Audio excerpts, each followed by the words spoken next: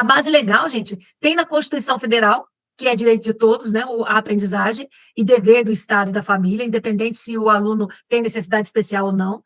Tem na LDB, artigo 58, 59 e 60. Tem na base comum curricular, falando da equidade, tá? Que, e não né, de igualdade. E tem a Lei 12.764, que a gente fala que é a Lei Berenice Piana, né, onde é uma lei que protege muito os direitos do TEA, né, do transtorno de espectro autista. Ele veio para completar muito bem os direitos dele. E muitas vezes precisa estudar essa legislação aí.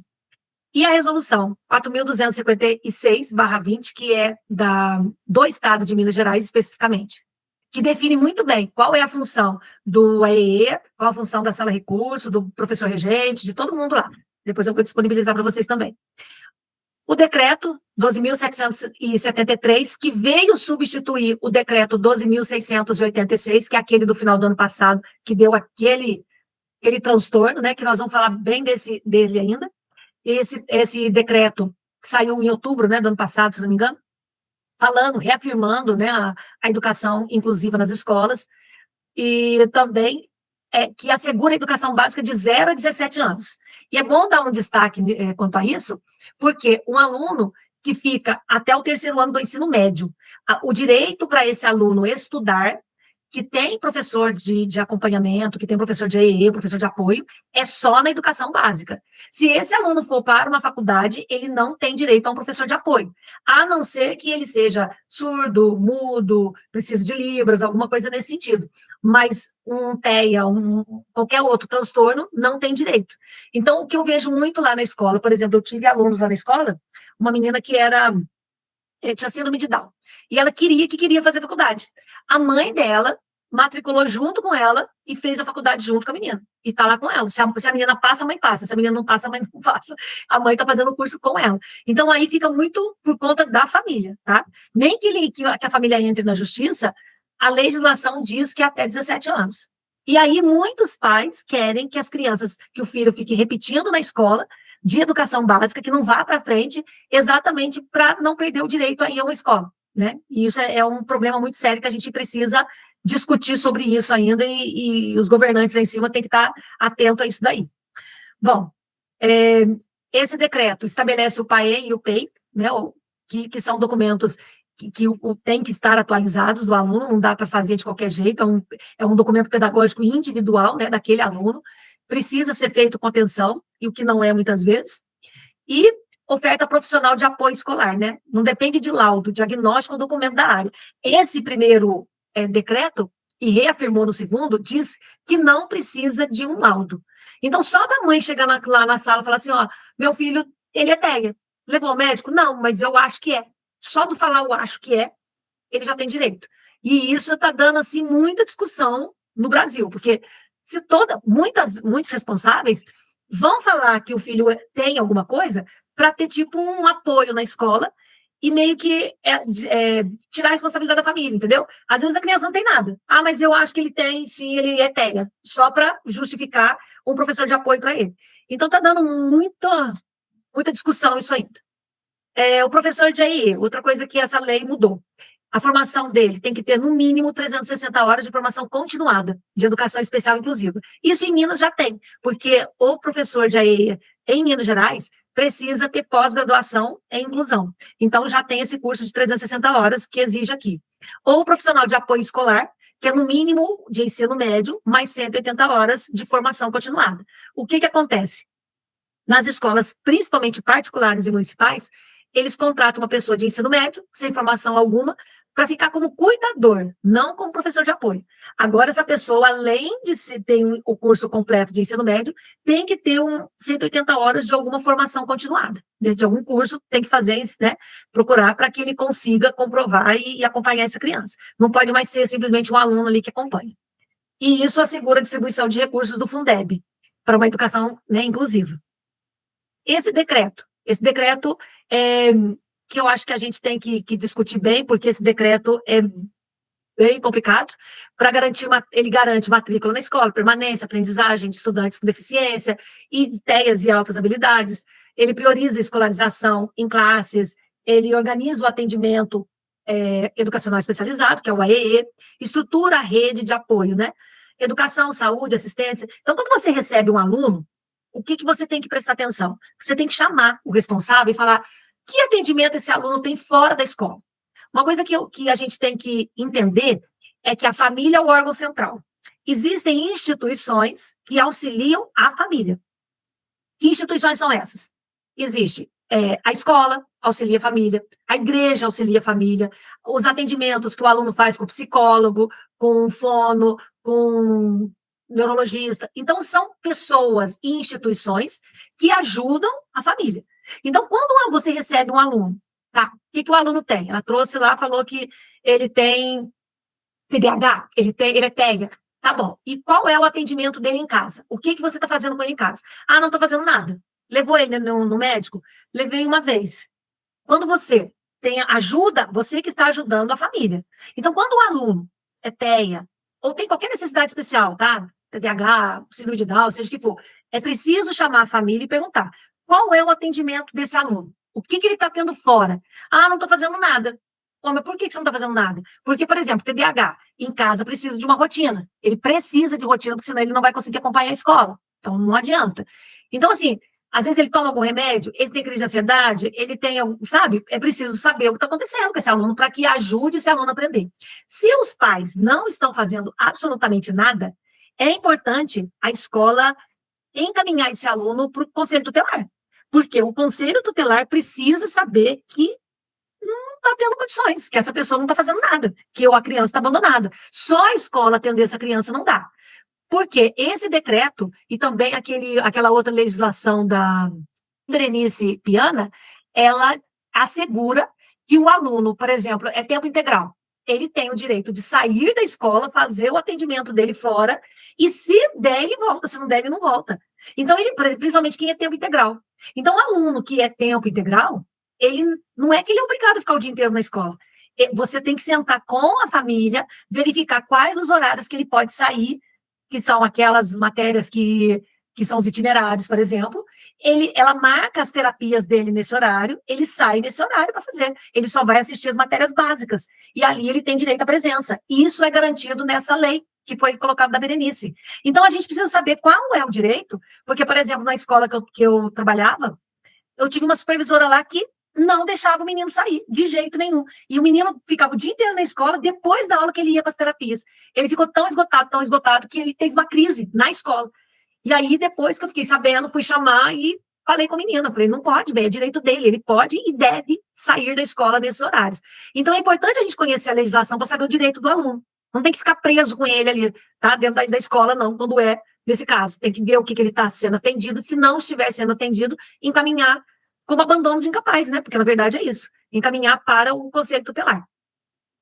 Aí, o conteúdo principal na versão original, como eu falei, né? Aquela primeira lei que foi feita em outubro. Era a inclusão com regra no ensino regular, o AEE que era ofertado preferencialmente no contraturno, e tem que ter o dia inteiro, não tem como ele ficar só meio período com a EE. É o fortalecimento dos professores e produção de material acessível. Ou seja, tudo jogou para o professor regente. O professor regente não tem condições de dar atenção para 35, 40 alunos numa sala e ainda ficar só fazendo material adaptar só para um. Ele não vai fazer, ele não vai ter, não tem como ele fazer isso dando aula do jeito que dá, né, com 40 horas aí de trabalho. O monitoramento e avaliação da política do MEC, só que é importante lembrar que quando o MEC manda uma avaliação para a escola, o aluno que é com necessidades especiais não tem direito a uma avaliação adaptada. Ele tem o direito a fazer a mesma prova que todo mundo. Então, se ele não tem uma avaliação adaptada, esse monitoramento deve acontecer. O professor de AE deve sair com esse aluno da sala e ele fazer essa prova em outro local. E mesmo assim, tem pessoas, tem professores, tem coordenadoras que não aceitam que esse aluno saia da sala para fazer a prova em outro local. Eu vi muito isso enquanto eu estava na superintendência. E é direito dele, tá? Então, pouca clareza inicial sobre o papel de instituição especializada tradicional. A ideia dessa legislação era acabar com as escolas especiais, né? A Paz, ensino especial, que aqui em Minas tem muito. E aí foi aquela repercussão, né?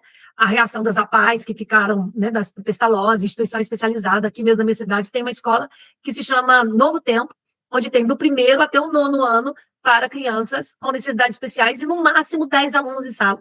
Então, é um atendimento que tem psicólogo, tem fono, tem TO, tem várias como é que fala? Clínicas ali que ajudam essa criança na escola também. Aí a crítica foi imposição da escola regular sem estrutura para esse aluno, risco de descontinuidade de escola especializada, porque a ideia era fechar essas escolas, redução da autonomia da família, porque a família não tinha mais a opção de colocar no ensino especial, ele era obrigado a colocar no ensino regular, e ele não tem que ser obrigado a isso. Então, assim, foi bem complicado. Houve uma pressão política no Congresso Nacional, uma apresentação de dezenas de projetos indo contra esse decreto. E aí, esse processo foi revisado, com audiências públicas, negociações no MEC, Senado, Câmara, enfim. Só que assim, quem mais eles têm que ouvir, que são os professores, a direção, os pais, eles não ouvem, né, gente? Eles fazem aquilo que dá na cabeça deles. E aí fizeram um novo decreto, que é o de 12.773, né, que saiu em dezembro. Esse decreto mantém a política inclusiva, mas ela reconhece que a atuação da instituição especializada privada sem fins lucrativos, então tem que continuar ensino especial, as APAES e tudo mais, a possibilidade de oferta educacional especializada, de forma articulada, e reforça a liberdade de escolha da família. Se a família quiser colocar o filho nas APAES ou no ensino especial, ele coloca. Se quiser colocar no ensino regular, ele coloca. Então, a família continua com esse direito. Aí ampliaram essa legislação, né? Inclusão da educação especial, desde a primeira infância, o que não tinha, desde 0 a 3 anos, porque eles começavam só com a educação básica, que é a partir de 4 anos. Agora eles incluíram a creche, maior clareza nos instrumentos pedagógicos, que é o Plano Educacional Individualizado, que é o PEI, o Plano de Atendimento Educacional Especializado, que é o PAE, e a definição mais explícita de responsabilidade da rede de ensino. Daqui a pouco eu vou passar isso para vocês. A formação dos profissionais tem que ter curso de 360 horas, formação mínima de 180 quem tem ensino médio, né, para cuidador, e ênfase na qualidade técnica pedagógica. Quando aí fala o cuidador, gente, em Minas Gerais, a gente tem o professor de AE que fica dentro da sala com a parte de ensino, e quando o aluno tem algum comprometimento físico, aí se contrata um ASB, que é uma pessoa que às vezes nem ensino fundamental tem direito, mas é para levar ao banheiro, para ficar andando com ele na escola, cuidar na hora do lanche. Então, é contratado uma pessoa, né, receber no começo da aula, levar no final da aula para os pais, caso tenha algum problema físico, né, seja cadeirante, algum problema físico. Então, não é o caso desse aqui que eu estou falando de formação mínima. Essa formação mínima é para escolas de município e particulares que não querem pagar um professor de AEE, que ele é bem mais caro, tá? Então, tem essa possibilidade aí. A situação atual, né, no início desse ano, como é que ficou? Política está em vigor, né, e com a redação revisada já. A inclusão em classes comuns continua sendo a diretriz central, então incentiva a colocar na escola regular. Instituições especializadas vão permanecer como parte do sistema, continua lá a paz dando apoio, ensino especial, quem quiser deixar lá também. As famílias continuam com o direito de colocar onde ela quiser o filho dela, e aguarde normativas complementares do MEC, que vai sair em breve, mais operacionalização para isso daí, tá bom? Aqui, maior exigência de planejamento individualizado. Vai cobrar muito mais o PEI, o PAE, as fichas ali que acompanha mais esse aluno, não vai ser meia boca como muitos lugares estão sendo. Vai ter mais pressão em formação do docente, aquele docente que vai incentivar para que ele faça cursos de formação mesmo, né, em relação à inclusão, para que ele possa atender melhor esse aluno. Desafios de financiamento, infraestrutura e pessoal especializado. Então, vai ter uma cobrança maior de pessoas especializadas da infraestrutura da escola e maior responsabilização da Secretaria da Educação. Ou seja, o MEC, o governo federal vai cobrar muito mais do governo estadual, que vai cobrar muito mais das escolas. Então, vai ter cobrança aí pela frente. Depois, pontos de atenção. Gente, a inclusão, ela não garante inclusão pedagógica real. Se você trabalha na escola, você sabe do que eu estou falando. A inclusão, a gente coloca o aluno na escola, mas isso não significa que é incluir. Isso não significa que ele está tendo aprendizagem, não significa que está sendo atendido realmente. Então, essa formação de docente, eu vejo assim como fundamental.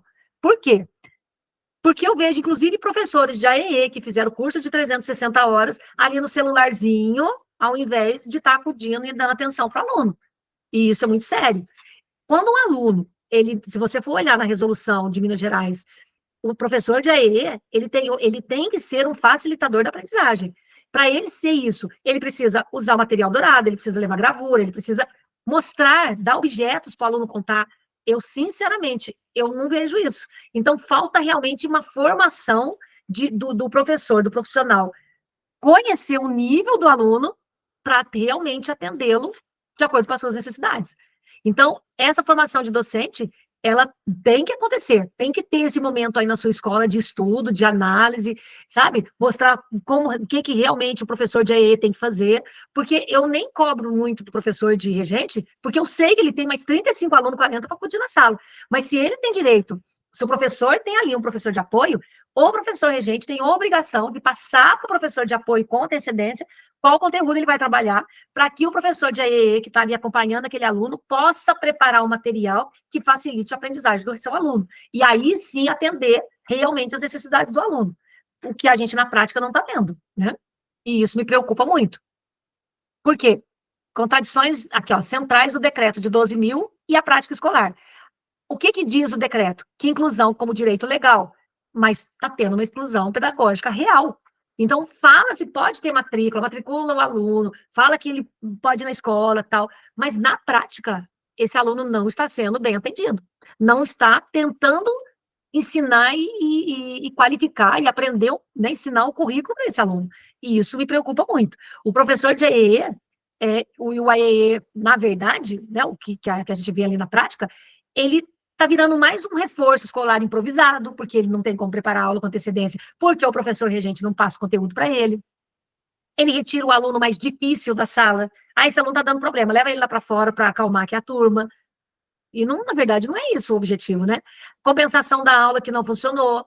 Ah, vamos lá, professor de AE, o professor da regular vai ter que ir ao médico, fica aí com a turma inteira. Não, não é a função dele ficar com a turma inteira. A função dele é ficar com o aluno dele. Quem tem que ficar com a turma inteira, isso é problema da direção, que em Minas é o professor PEUB, né, aquele professor de uso de biblioteca, que tem que fazer um trabalho de leitura nesse momento. Então, assim, tá meio, cada um não está sabendo qual é a sua função. E aí está dando um problema realmente nas escolas, tá? E isso me preocupa muito. O P e o PAE. Na prática, gente, o professor copia e cola. É um genérico padronizado. Ele pega um conteúdo lá que ele deu, o aluno não conseguiu atingir isso aqui. Copia e cola para todos os alunos que ele está acompanhando. Nem é a realidade. E aí fica complicado, né?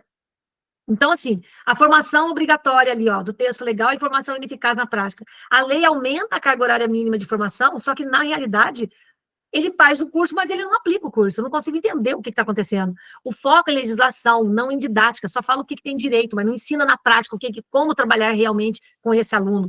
E aí o professor fica inseguro, fica despreparado. E não só o professor regente, como o professor de apoio. Aí isso é complicado. O direito da escolha da família e a escolha condicionada, né? A família, ela sofre uma pressão velada para tirar aquele aluno dali. E aí ela não sabe o que ela faz, para onde que ela vai levar, né, essa criança. Vai levar, eles ficam falando para ela, leva lá para aqui fala Novo Tempo, né, que é uma escola especializada. Às vezes o aluno nem é para estar lá, mas isso também acontece o contrário. Às vezes o aluno é para estar numa escola especializada e os pais não aceitam e insistem em deixar esse aluno numa escola de ensino regular. Isso também acontece, aliás, eu acho que é mais comum até. Lá na minha escola mesmo eu tenho lá uns 3 casos que não é para o ensino regular. Tem a nível 3, aquele aluno que não tem problema na fala, que não consegue se expressar, que tem muito comprometimento intelectual, ele não é público de uma escola regular, ele é público de um ensino especial. E isso precisa ser orientado para a família, sem fazer essa pressão aqui de estar sendo velado, porque tem aluno que realmente tem condição de ficar no ensino regular, mas não fica. Não fica porque a própria direção incentiva a mãe a tirar esse aluno dali. Ele nem tem deficiência intelectual, mas por ele ter um laudo, quer afastar esse aluno da escola. Então, é bem complicado isso para a família também. Inclusão como política pública, inclusão tratada como custo. Por quê? Em escola particular, não se pode cobrar a mais desse pai. Escolas públicas, essa contratação desse professor tem que estar no pacote. Então, não tem, ele tem direito ao professor de apoio, tem que contratar. Ah, mas vai ficar muito caro. Não, mas é direito dele. Ah, mas e não, eu trabalho em escola particular, eu vou ter que arcar com mais esse gasto? Vai. E vai ter que planejar isso no início do ano, final do ano, aliás, para o ano que vem, porque a contratação desse professor tem que estar diluído nas mensalidades de todos os pais da escola, porque não pode cobrar separado daquele pai, daquele responsável que tem um aluno com necessidade especial. Ele não pode pagar mais por isso, não. E ele tem direito a material acessível para ele, a um planejamento voltado para ele, a um professor que realmente faça a inclusão dele ali nas atividades, a um professor de apoio realmente capacitado, não é qualquer um ali só para constar. Então, isso tudo é o que diz a legislação que tem direito, tá? Outra coisa, responsabilidade sistêmica. O decreto, ele fala em rede de articulação, de corresponsabilidade. A responsabilidade não é só do professor regente. A responsabilidade, ela é do professor da sala de recurso, do professor de apoio, da coordenação pedagógica, sabe, de todo mundo, da família que tem que participar também. Então, é importante todo mundo estar envolvido com esse aluno para o sucesso dele na escola. Inclusão como direito humano, não como indicador numérico, né? Porque o que a lei prioriza? Número de matrículas. Aí a legislação em Minas diz, pode ter até 3 alunos com necessidades especiais em sala. Só que na prática a gente tem 5, 6, 7 por sala. Então tá, a gente tem muitos alunos e só pode ter um professor de apoio por sala. Não pode ter 2, 3 por sala. Só que, por exemplo, no município, no ano passado, uma professora comentou comigo que ela tinha 4 alunos, mas um aluno ganhou na justiça o acompanhamento individual só para ele. Então, ela tinha 2 professores de apoio na sala. Um só para esse aluno que ganhou na justiça e outro para acompanhar os outros 3. Gente, legalmente, isso não existe, mas tá complicado. Se ganhou na justiça, tem que seguir também, né? Escola inclusiva no discurso, né? Mas das condições reais, ela não é nada inclusiva, porque ela é superlotada, tem 35 alunos numa sala. E se o aluno se ele tenha, ele não pode com barulho. Gente, nem com abafador ele vai entrar em crise, ele não vai aguentar, ele vai ter algum problema. Então, não dá para ter uma sala de 35 alunos, porque você não está atendendo nada. Agora, inclusive, ontem eu fiz um vídeo falando sobre isso, que está tramitando, né, entre os deputados, uma legislação para diminuir o número de alunos em sala. Tem que diminuir. Se é para atender, se é para incluir, tem que diminuir, porque os alunos com necessidades especiais não dão conta de uma sala cheia de gente desse jeito. Depois, discurso progressista, né? Na prática é conservador. A gente tem um discurso muito bonito de que escola inclusiva, tal, que é na prática, vivencia, que ela é lúdico, mas na prática ela é conteudista até hoje, ela é completamente tradicional. E uma criança que tem necessidades especiais não vai dar conta disso. Ela não vai conseguir decorar, porque o conteúdo tradicional privilegia com memorização. E, normalmente, essas crianças não conseguem memorizar. Então, na prática, não está acontecendo nada do que diz aí, né, a legislação, infelizmente.